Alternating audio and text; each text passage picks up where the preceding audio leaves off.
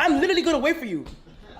And I see you're gonna be like, nah, I'm not gonna like. I'm just keep watching. Just subscribe. And you think the clip gonna cut right here, but it's not because I'm still waiting for you to click that like button, and the subscribe, and the post notification button. So one thing that we've learned in this season is that there's a lot of anime, and also there's a lot of anime for any type of interest that you really have, and well, that anime of course. You are my special. Despite this season having so much diversity and big names, I feel like this has been a season for the sleeper. And I feel like there's a lot of anime out there that you could consider sleepers, like Apothecary Diaries, that just came out of nowhere and are pretty interesting. But surprisingly, one of the sleepers is actually an anime from a huge publisher, which is Undead Unluck. Hey, what you watching? But surprisingly in this season, no one's really talking about it, which is kind of sad. But well, before I get to anything, let me just talk about what this anime is about. And I'll try my best because you'll soon find out that this anime is a very weird anime. So basically we follow Andy. Andy has an ability in which he is, well, you can't kill him, which I'm assuming is the undead part. And Undead Unluck. And then you have Fuuko, who is extremely unlucky. For me to explain how their ability works is gonna be a pretty weird situation because, well, Andy's a bit more simple to explain in that he can't be killed. But Andy has been able to use his abilities of regeneration and just him basically being immortal to do things with his body that I have never seen before. What do you mean by that? And I don't think there has been an anime to have such a unique character like that in terms of just taking a normal ability like being immortal or never dying and just making it OP as hell. And that's what Andy does. But then comes Fuuko. Well, Fuuko is unlucky, so that would probably be an interesting power because she could give you bad luck. Women. A few moments later. A few moments later. I'm glad you're getting your life together, but we're through. How can you say that, baby? A few moments later.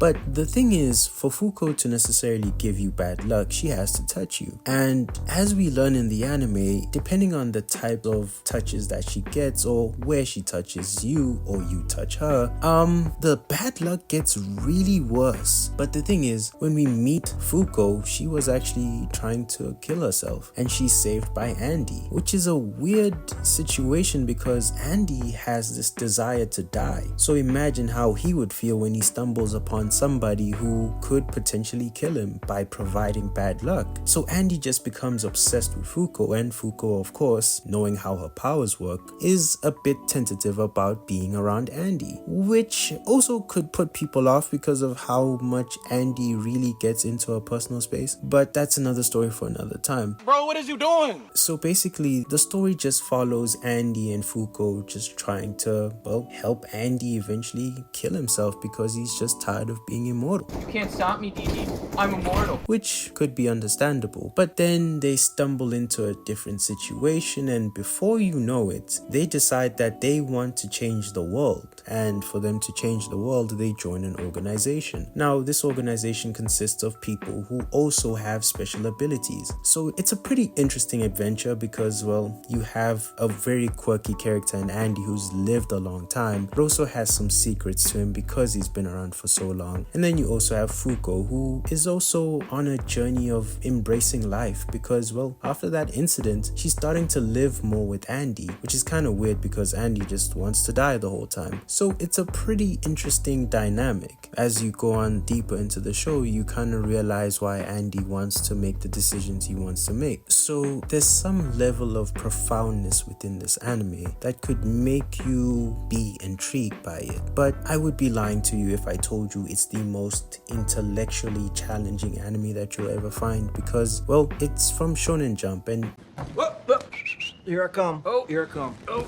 Yes, there are anime that can be like that from Shonen Jump, but Undead Luck is fun. Despite all of the situations that are going on, like Andy wanting to end his life and Fuuko necessarily just wanting to end her life but now finding a reason to live from a guy who's trying to kill himself. There's something weird about this anime, but there's so much fun in it, and it comes from Andy. And it's weird because this anime just doesn't take itself seriously, despite some of the underlining subjects that could be found, which is weird to me. But also, it's something that makes the anime unique, because with Andy, like I said, trying to find ways to utilize Fuuko's powers to end his life, he's very in your face about how he wants to do things, but also there's a high level of comedy that comes from Andy, because he's kind of funny in the way that you would think a person who's lived a long time is. So there's a lot of comedic aspect to this anime that is super funny despite the dark underlining situations of some of the characters. And so watching them go through these adventures where they basically have to fight certain characters to, well, if I could explain it quickly, they basically are going against certain characteristics. Now, I couldn't be able to explain it all because, well, Can't you read? Can't you read, mister?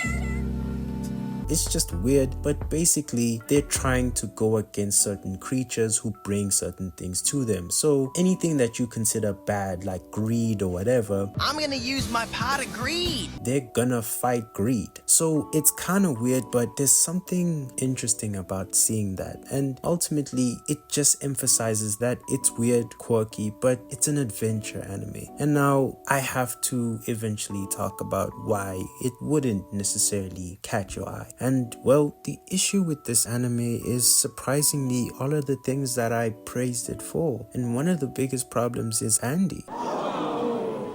Andy is super interesting and he's super funny, but some of his comedy is a little too perverse.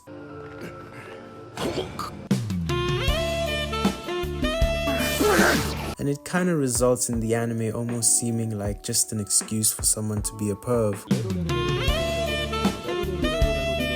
Which I'm not totally against, but sometimes it's a little too far. So it could put someone off. And also the story has this thing about it where it took me a couple of episodes to really connect and have an understanding of the direction of the story and eventually embrace the anime for what it is, because I had this expectation that there would be this goal and something certain, which it is getting to, but it took some time, which is a bit of a difficult sell when you're telling people to watch an anime for a couple of episodes and hopefully build a connection, which is probably why the anime doesn't do that well, despite it being a pretty interesting anime. And honestly, its power system is so intriguing on its own that I could go on for days about it. But the issue is that it's just all over the place, and sometimes people just don't really have an interest in watching a character who doesn't really have a sense of direction or a goal in mind.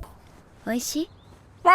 And it's just solely looking for an excuse to die. Andy's not your usual shonen jump protagonist, which makes him unique, but also can make it a bit difficult for you to buy into him because of his goal and whimsical approach to it. So I can understand why this anime has gone under the radar, but I don't really think that's enough for this anime to not get the attention that it deserves. It's a really interesting anime, and I think that it may not be the most complex anime, it may not be the most mind-altering anime, but it's an anime that you could watch on a Sunday morning to just have fun. It has some of the elements that make an anime like One Piece super fun, that sense of adventure, and yes, it gets serious, but that sense of fun and not really having a direction. And yes, of course they're looking for the One Piece, but it's more about the adventure than the goal. And though Undead Unluck isn't the best at this, I think that it's an anime that you could slowly warm up to and really enjoy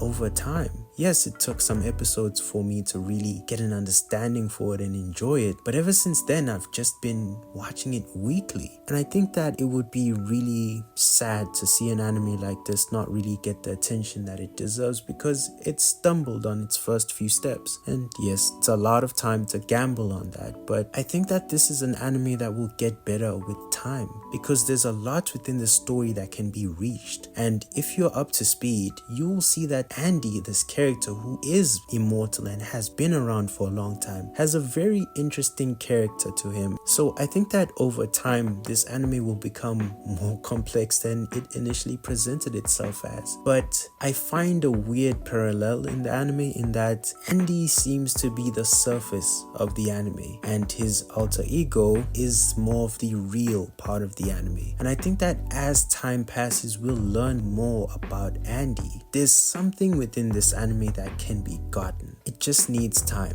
It didn't start out the best, but there's a really good anime there. And I think that when this anime gets to that point where everything unravels, it's gonna quickly shoot up into an anime that wasn't necessarily seen as something interesting into one of the most interesting anime. There's a reason why it made it into Shonen Jump, especially if you know the culture of Shonen Jump. It has to be pretty exceptional, and I'm willing to gamble on it being exceptional because there's something there. And ultimately, I think that this anime just needs time. It's an anime that will, if not creep you out, it will make you laugh a lot.